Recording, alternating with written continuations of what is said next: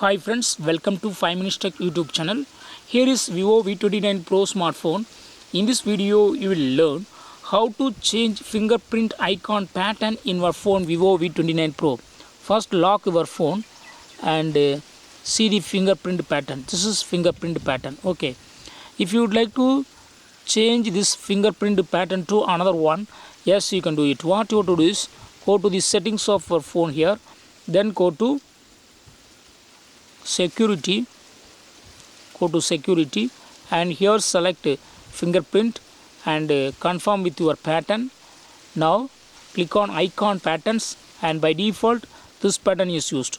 You can also use other pattern. Okay, this is square pattern, then this one, then another one here.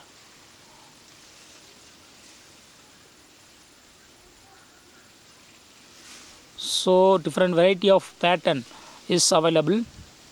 Just select any one. I have selected this one and click on apply and see the changes by locking your phone. See the changes. Icon pattern has been changed to what I have selected. Okay, so in this way you can easily change fingerprint animation, fingerprint icon pattern in your phone Vivo V29 Pro. That's all friends. Thanks for watching. Bye.